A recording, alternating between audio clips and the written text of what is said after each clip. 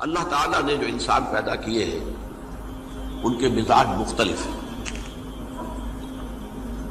ان میں کچھ لوگ ہوتے ہیں جو قوی ہوتے ہیں ارادے کے، جو فیصلہ کر لیا ڈٹ گئے. کچھ لوگوں میں وہ قوت ارادی اتنی مضبوط نہیں ہوتی، وہ ادھر ادھر سوچتے رہتے ہیں.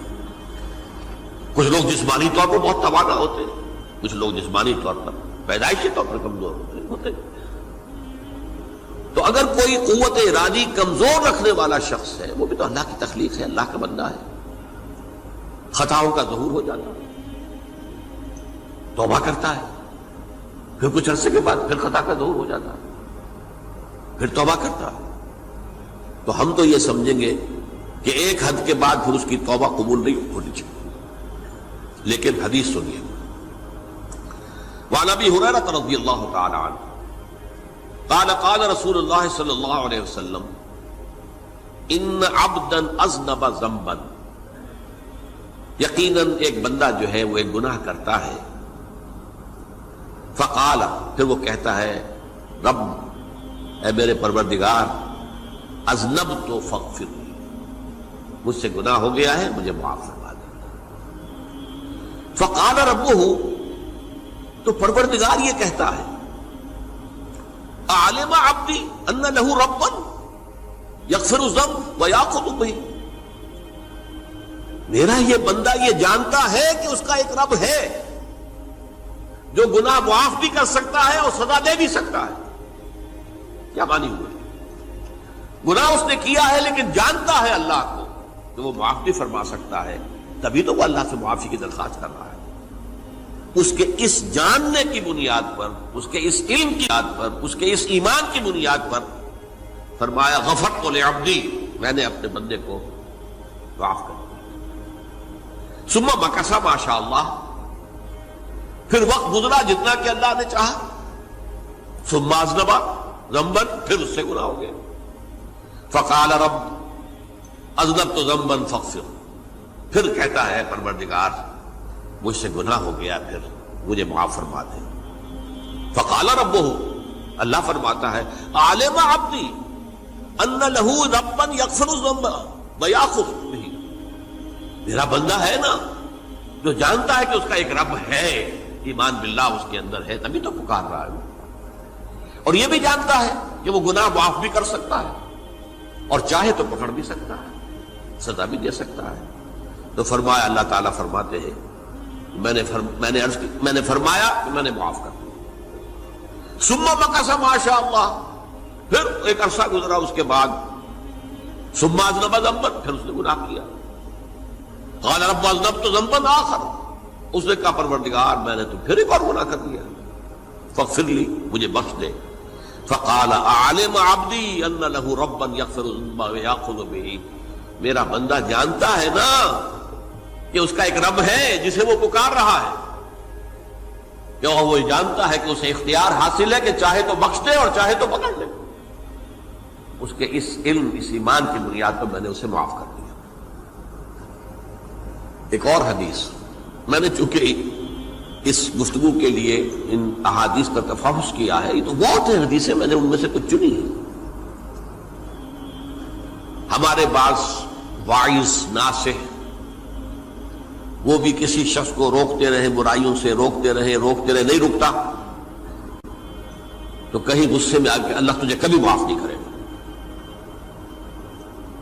یہ کتنا بڑا جرم ہے، اس کا اندازہ کیجئے اس حدیث سے. تو میرے بندے کو میری رحمت سے مایوس کر رہے ہیں، کتنا بڑا جرم ہے، اس کا اندازہ کیجئے. یہ مسلم شریف کی روایت ہے عن جندب، حضرت جندب رضی اللہ تعالی عنہ سے، ان رسول اللہ صلی اللہ علیہ وسلم حدث، کہ اللہ کے رسول صلی اللہ علیہ وسلم نے ایک واقعہ بیان کیا. ان رجلا قال، کہ ایک شخص نے یہ کہا واللہ لا یغفر اللہ لفلان، کہ خدا کی قسم اللہ تعالیٰ فلاں شخص کو کبھی معاف نہیں کرے گا. وَأَنَّ اللَّهَ تَعَالَى قَالَ، اس پر اللہ تعالیٰ نے یہ فرمایا منزل الذی یتعلی علیہ، یہ کون ہے جو میرے اوپر حکومت کرنے والا آ گیا، جو میری طرف سے حکم لگا رہا کہ میں کبھی معاف نہیں کروں گا؟ منزل الذی، کون ہے وہ شخص، الذی یتعلی علیہ انی لا اغفر لفلان، کہ میں فلاں شخص کو کبھی معاف نہیں کروں گا، قد غفرت لفلان، اس کو تو میں نے معاف کر دیا، واحبطت عملہ، اس شخص کے تمام اعمال میں نے ضائع کر دیے کہ تم نے میرے بندے کو مایوس کیا۔ یہ ہے جرم کی انکار۔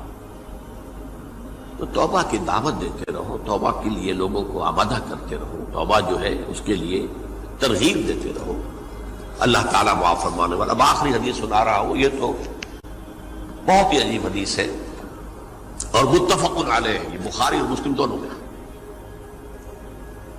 حضرت ابو سعید الخدری رضی اللہ تعالی عنہ جو ہے وہ اس کے راوی ہیں۔ حضور نے فرمایا کانا فی من کانا قبلکم رجل قتل 99 نفسا، تم سے پہلے جو امت تھی بنی اسرائیل، گویا کہ ان کا ذکر ہے، اس میں ایک آدمی ایسا تھا جس نے 99 قتل کیے تھے۔ اب آپ اندازہ کیجئے کتنا بڑا گناہ کبیرہ ہے قتل۔ قرآن مجید میں آتا ہے وَكَأَنَّمَا قَتَلَ النَّاسَ جَمِيعًا، اگر ایک انسان کو بھی ناحق قتل کر دیا گیا تو یہ ایسی ہے گویا کہ اس نے پوری نوع انسانی کو قتل کر دیا، اس نے 99 قتل کی۔ فَهَلْ لَهُ مِن تَوْبَةٍ، پھر اس کے بعد یہ ہوا کہ اس کے اندر توبہ کا جذبہ پیدا ہوا۔ فَسَأَلَ عَنْ أَعْلَمِ أَهْلِ الْأَرْضِ، تو اس نے پھر سوال کیا، لوگوں سے پوچھا کہ زمین میں رہنے والوں میں کون سب سے بڑا عالم ہے؟ فَدُلَّ عَلَى رَاهِبٍ، تو اسے بتایا گیا فلاں راہب فلاں جگہ پر ہے، وہ بہت نیک ہے، بڑا عالم ہے۔ فَأَتَاهُ، وہ اس کے پاس آیا، فَقَالَ أَنَّهُ قَتَلَ 99 نَفْسًا فَهَلْ لَهُ مِن تَوْبَةٍ، انہوں نے کہا دیکھیے راہب صاحب، میں نے 99 انسان قتل کیے، اب مجھے یہ بتائیے کہ میرے لیے توبہ کا کوئی امکان ہے؟ فَقَالَ لَا، انہوں نے کہا نہیں۔ فَقَتَلَهُ، اس نے اس کو بھی قتل کر دیا۔ فَكَمَّلَ بِهِ 100، اپنی سینچری مکمل کر لی، مطلب 99 کے بعد ایک کی کسر تھی، اس کو بھی قتل کیا، 100 پورے کر لیا۔ ثُمَّ سَأَلَ عَنْ عَالِمِ أَهْلِ الْأَرْضِ، پھر اس نے پوچھا کوئی اور کوئی بڑے عالم انسان ہو۔ فَدُلَّ عَلَى رَجُلٍ عَالِمٍ، پھر اس کی رہنمائی کی گئی ایک بڑے عالم شخص کی طرف۔ فَقَالَ إِنَّهُ قَتَلَ 100 نَفْسٍ، تو اس نے وہاں جا کر کہا کہ میں 100 انسان ہلاک کر چکا ہوں، قتل کر چکا ہوں۔ فَهَلْ لَهُ مِن تَوْبَةٍ، میرے لیے توبہ کا کوئی امکان ہے؟ فَقَالَ نَعَمْ، کہا کیوں نہیں، 100 قتل کیے تب بھی کیا ہے، توبہ کا راستہ دروازہ کھلا ہوا، مَا لَمْ يُغَرْغِرْ، جب تک کہ وہ گھنگرو نہیں بج رہا اس وقت تک تمہارے توبہ کا دروازہ کھلا ہوا ہے۔ فرمایا نعم، وَمَن يَحُولُ بَيْنَهُ وَبَيْنَ التَّوْبَةِ، تمہاری توبہ کے درمیان اور تمہارے درمیان کون حائل ہو سکتا ہے؟ توبہ کا دروازہ کھلا ہے۔ لیکن ساتھ ہی کہا انطلق الی ارض کذا و کذا، اب تم ایسے کرو جہاں تم رہتے ہو وہاں نہ جاؤ واپس، وہاں کا ماحول اچھا نہیں ہے، معاشرہ اچھا نہیں ہے، ہو سکتا ہے کہ تم توبہ پر قائم نہ رہ سکو، تم فلاں جگہ چلے جاؤ، وہاں اچھے لوگ آباد ہیں، ان میں جا کر رہو۔ فإن بها اناسا یعبدون اللہ تعالی، وہاں ایسے لوگ آباد ہیں جو اللہ کی بندگی کرتے ہیں۔ فاعبد اللہ معہم، تو تم ان کے ساتھ مل کر اللہ کی بندگی اور پرستش کرو۔ ولا ترجع الی ارضک، اپنی زمین کی طرف اپنے وطن میں واپس بن جاؤ۔ فإنها ارض سوء، وہ بری جگہ ہے۔ فانطلقا، تو وہ چل پڑا، ہجرت کر رہا ہے، اس جگہ جا رہا ہے جہاں کا راہب نے بتایا تھا۔ حتی اذا نصف الطریق، جب آدھا راستہ اس نے پورا کر لیا، اتاہ الموت، موت آ گئی۔ فاختصمت فیہ ملائکۃ الرحمت و ملائکۃ العذاب، اب وہ جہنم کے فرشتے بھی آ گئے اس کی جان قبض کرنے کو، اور جنت کے بھی آ گئے۔ فقالت ملائکۃ الرحمہ، رحمت والے جو فرشتے ہیں جنت والے، انہوں نے کہا جا تائبا مقبلا بقلبہ اللہ تعالی، یہ شخص توبہ کر کے اللہ تعالیٰ کی طرف ہجرت کر رہا تھا، اس لیے اس کی نیت کی بنیاد پر اب یہ جنتی ہے، لہذا اس کی روح ہم قبض کریں۔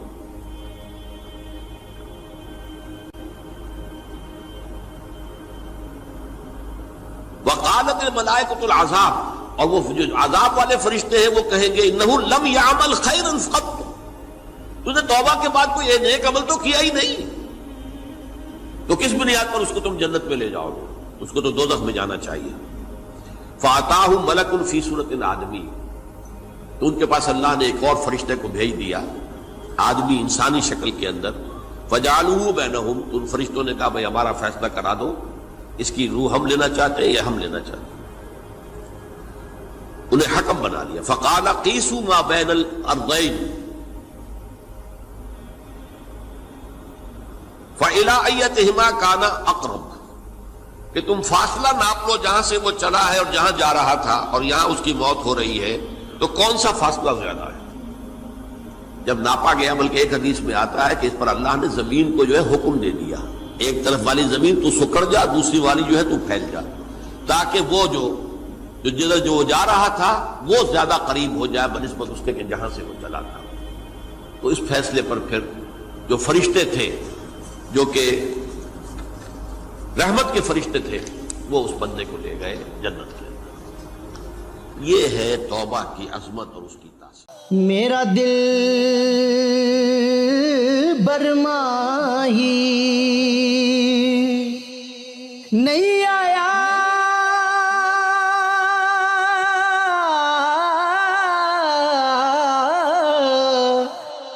میرا دل برماہی ایویں بولنا جھوٹے آکاں، تو جھوٹا تیرے اوے بول بھی جھوٹے، تینوں تاڑی مار اڑا، تو جھوٹا تیرے بول بھی جھوٹے۔